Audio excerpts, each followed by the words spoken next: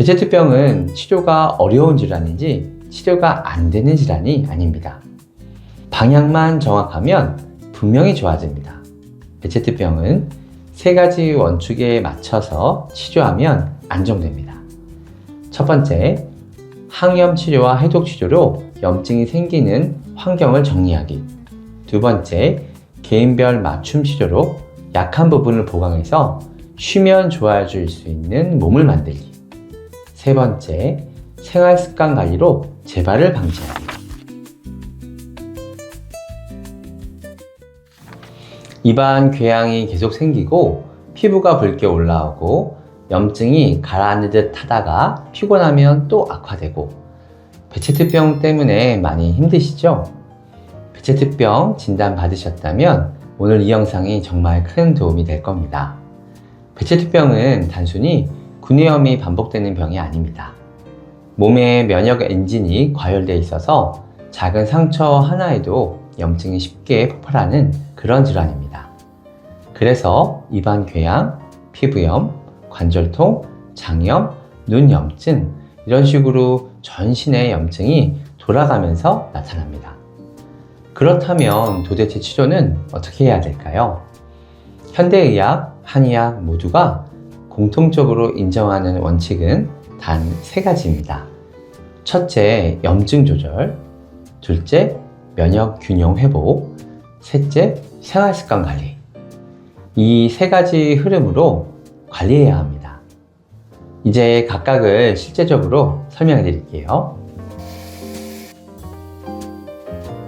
베체트병 치료의 기본은 항염, 면역 억제 치료입니다. 병원에서 스테로이드, 콜킨 등의 약을 쓰는 이유는 단 하나, 지금 당장 타오르는 염증을 진화시키기 위해서입니다.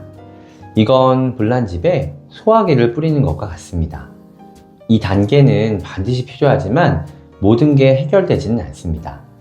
염증이란 불을 껐는데도 조금만 피곤하거나 스트레스를 받으면 다시 염증이 올라오죠. 그건 불이 잘 붙는 환경이 그대로 남아있기 때문입니다.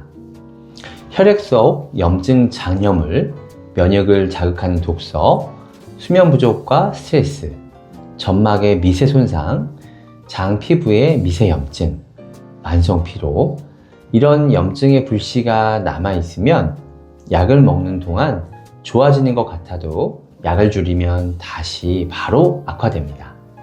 그래서 필요한 것이 바로 한의학의 해독 치료입니다. 염증의 불씨까지 깨끗하게 청소하는 몸속 환경 자체를 바꿔주는 그런 단계입니다. 청명탕 같은 해독 치료로 혈액, 체액 속의 염증 잔여물과 독소, 노폐물을 정리해주면 재발 시 염증의 개수와 강도가 줄어들고 재발 주기도 길어집니다. 정리하자면 불을 끄는 항염증 치료와 불이 안 붙는 환경을 만드는 해독 치료, 이 두 가지가 적절히 합쳐져야 최적의 치료가 됩니다. 자, 1단계에서 불처럼 타오르던 염증은 껐습니다. 자, 그러면 이제 2단계인 면역 균형 회복이 필요할 때는 도대체 뭘 해야 할까요? 몸이 이미 지쳐 있을 때는 잘 먹고 쉬기만 해서는 절대 회복이 안 됩니다. 잠을 자도 피곤하고 쉬어도 개운하지 않고 조금만 무리하면 바로 증상 올라오는 이유는 이미 몸속 약한 부분들이 망가져 있기 때문입니다. 베체트병 환자마다 증상이 왜 다 다를까요? 어떤 분은 입안 궤양이 반복되고 어떤 분은 관절부터 터지고 어떤 분은 피부가 뒤집어지고 어떤 분은 장, 눈이 더 큰 문제가 되죠. 이건 체질 차이가 아니라 염증이 지나가며 약해진 부위가 사람마다 다 다르기 때문입니다. 그래서 약해진 부분을 다시 보강해서 쉬게만 해도 몸이 스스로 회복할 수 있는 상태까지 끌어올려 주어야 합니다. 한의학에서는 개인별, 체질별 맞춤 치료를 통해서 약한 부분을 보강하는 방법이 많이 있습니다. 이 과정을 거쳐야 몸이 비로소 잘 먹고 잘 쉬는 것만으로도 회복되는 몸이 됩니다. 결국 2단계는 급한 불을 끄고 난 뒤에 집을 다시 튼튼하게 세우는 재건 작업입니다. 여기까지가 명확히 잡히면 베체트병 회복 속도는 훨씬 안정되고 훨씬 빨라집니다. 치료 단계는 여기서 끝입니다. 그런데 마지막 3단계가 있죠. 바로 생활 습관 관리입니다. 베체트병 재발을 막는 마지막 퍼즐인데요. 화재가 진압되고 집이 복구돼도 관리를 잘 안 하면 또 불이 날 수 있죠. 베체트병도 똑같습니다.